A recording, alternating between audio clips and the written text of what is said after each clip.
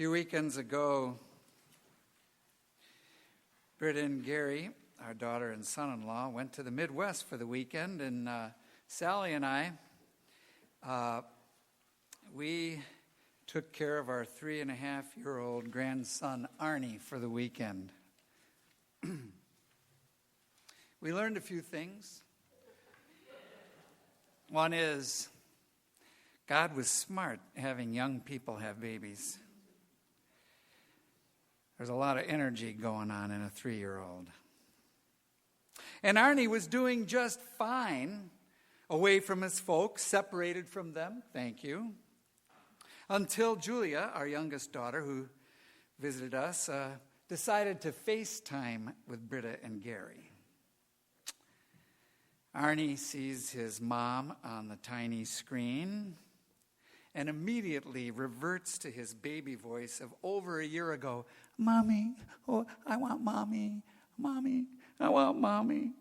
Oh, you can just feel the ache in the pit of his stomach, seeing the one on whom he depends for identity, meaning, and security.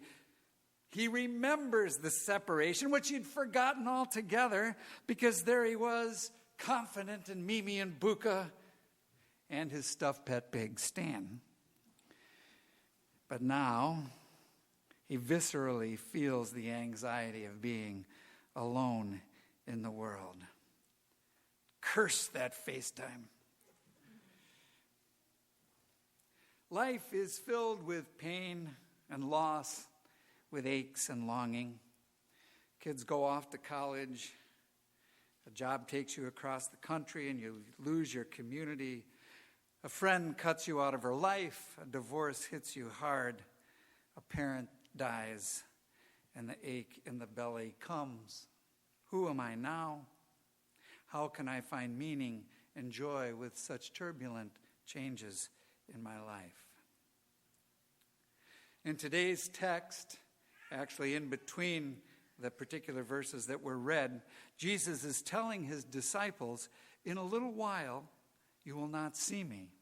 He's referring to his crucifixion. And so the disciples are feeling like Arnie. There's an ache in their stomachs, a longing to have Jesus with them. You will weep and mourn, Jesus says, but you will rejoice. And then he uses the analogy. He says a woman in labor is in pain, but then she rejoices because a baby is born. Because something new will be born in the disciples. They will grow up and they will have the same relationship with God that Jesus did. And this relationship will complete their joy, as is said at the end of our reading today. Okay, the theology lesson first. The writer of the Gospel of John has reframed the idea of religion entirely. There is no temple with priests and sacrifices to connect us to God, because the temple and Jerusalem were destroyed decades before the writing of this book. In fact, John does not consider Jesus' death to be a sacrifice for the forgiveness of sin. John does not have Jesus' job description to forgive the mistakes of human beings. Rather, John calls Jesus the way, the truth, and the life. And his call is to follow this way, this truth, and this life. As I said to some of you before, there is only one way, and Jesus found it. But so did Buddha, Moses, and Muhammad, among others. They are not exactly the same, but they are variations on the same theme, which is why we can be friends with other faiths and people of other faiths. Then there's that verse that I call the football verse in John. I call it the football verse because often in football games on TV you see somebody holding a little piece of cardboard that says John 3:16. Yes. All right. God so loved the world that he gave his son, that whoever believes in him might have eternal life. But belief there, John is not considering to be a doctrinal, a piece of doctrine or creed that you hold in your head. He is using a word that involves the whole of one's being and belief. That is your heart, your mind, your soul, your actions. And if you follow in the way, the truth, and the life that Jesus is and followed, then you too will experience the eternal, and you too will know God. The God defined by Jesus in the book of John is the source of love that exists not to judge human inadequacy, but to open the eyes of people to see who and what God is so that they can enter the fullness of God's love. Okay, theology lesson over. Now let's return to our text for today. John promises at the end of the reading that your joy will be complete. And he, in this text, is showing us the way to do it. Accept pain and loss as part of your life.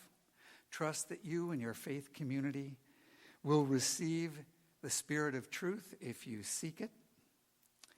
And once the Spirit of truth has given you direction, then do it. Accept pain and loss. This is what Jesus is saying to the disciples today in regard to his own impending crucifixion. Don't deny it, the pain and loss. It is real. When Christians do deny it, I call it Disney Christianity. Some years ago, I began a study group off with the idea that life is difficult, but some of the folks in the group disagreed with this. They were incensed. They said, for people who aren't Christians, maybe life is difficult, but not for Christians. Disney Christianity, where all is perfect and harmonious, except it isn't.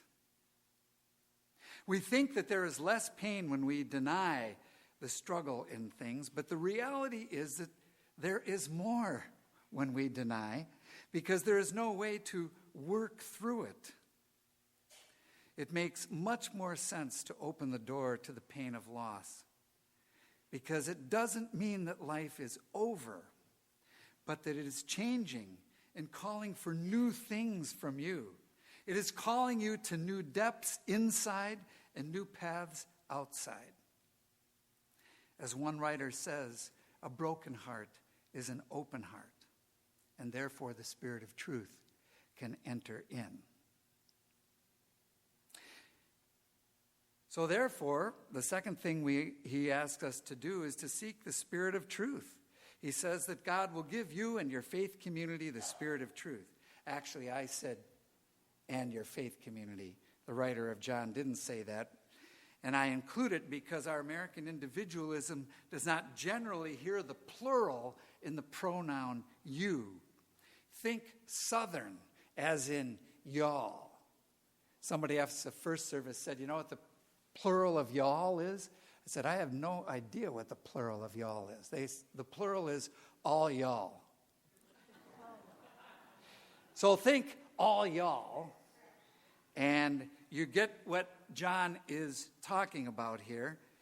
He is speaking to a group of disciples and building a community. He's not running a success seminar in a conference room at your local hotel. So while we must have our own individual quiet time in which we open our hearts to consider the signs that we have seen and to reconnect ourselves with our deeper wisdom, but those conclusions should always be held lightly until we run them by others who are faithful to us and faithful to God. And know that the hearing of the Spirit of truth takes time and patience. It's not like Googling the meaning of life, which gives 343 million results in 0.56 seconds. I tried it. Or it's not like asking Siri on your iPhone what the meaning of life is, because she replies, it's nothing Nietzsche can't teach you. Yeah, I know, I tried that too. No, it takes time. This question of seeking the spirit of truth is taking on in the children's book Matilda by Roald Dahl. I saw the musical a few weeks ago, and as you know, I love musicals. It's the story of a little girl who is very smart, but who is unwanted by her parents. She is sent to a school where the headmistress, Miss Trunchbull, is obsessed with rules and believes that children must be punished in order to learn. And the kids sing a song together entitled "When I Grow Up." And here are some of the lyrics. When I grow up, I will be smart enough to know all the answers you need to know when you're grown up. I will be strong enough to carry all the heavy things you have to haul around when you're grown up. I will wake up when the sun comes up and watch cartoons until my eyes grow square. And I won't care because I'm all grown up. When I grow up, I will have treats every day and I will play. I will be brave enough to fight the creatures you have to fight beneath the bed each night. When I grow up. You hear the two different kinds of statements that are being made in there. On the one hand, children see that growing up is not instantaneous. Strength must be developed. Bravery must be won. There is a process through which they have to go. But on the other hand, their reward is wish fulfillment. Treats and sweets and cartoons, much like Disney Christianity. God is there for you to give you the parking space you need, the right mate, and the life that you really wanted. Wish fulfillment does not complete your joy. But Matilda knows early in life that you don't always get what you wish for because she was unwanted and unloved from the start. So she sings, just because you find that life's not fair, it doesn't mean you have to grin and bear it.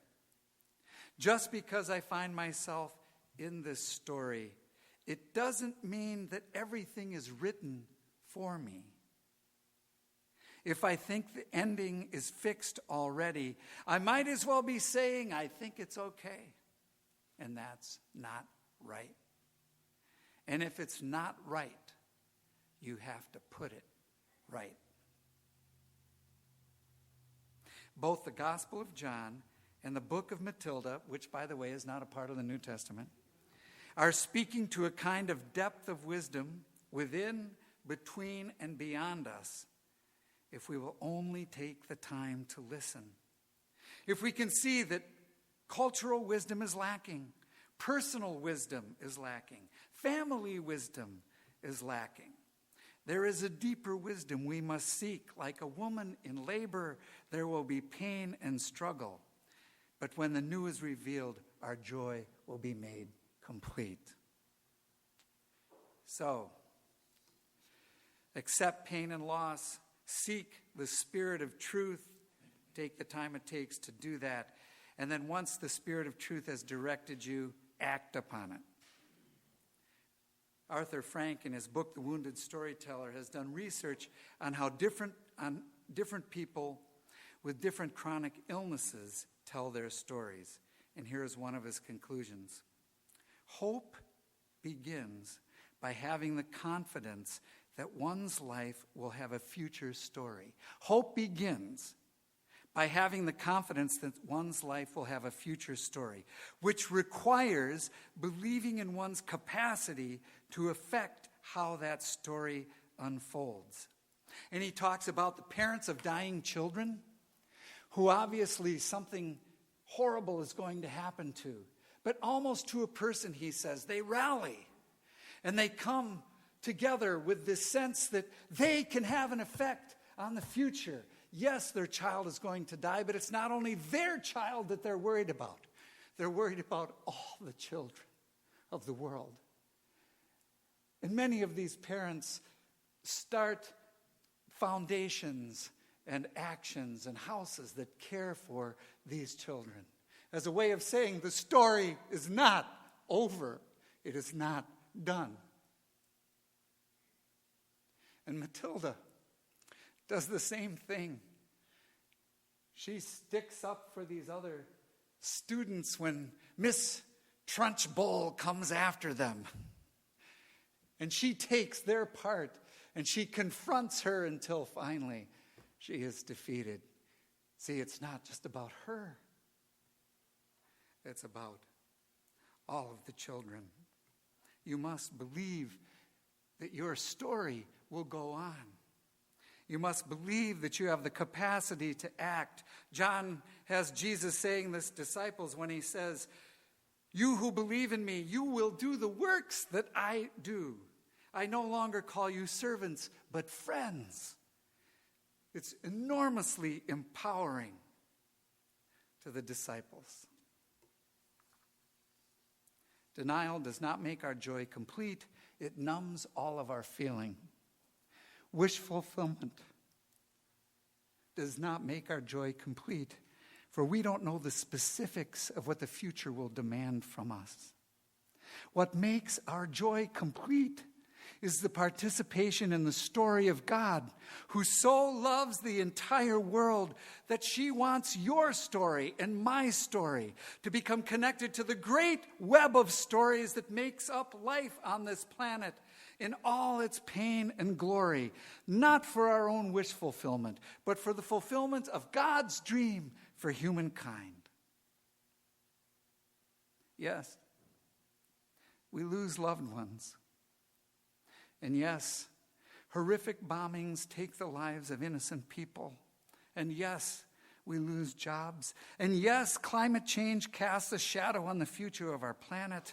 And yes, people on all sides of the political fences seem to be jacking up the fears of the electorate. And yes, sometimes like Arnie, we just want to say, "Mommy, I want my mommy." Though our mommy might be the stock market or our presence on social media or a particularly rosy version of the past. Friends, let us grow up. Jesus has led us to a direct relationship with God. Accept the pain and loss of life, of your life. It takes time. Seek the Spirit of truth. It takes time. And then, when you receive the guidance that it gives, as Matilda says, put it right. Not only for you and yours, but for all the children in the world. And I would add, put it right for the love of God, in the love of God, and through the love of God. And that will make your joy complete.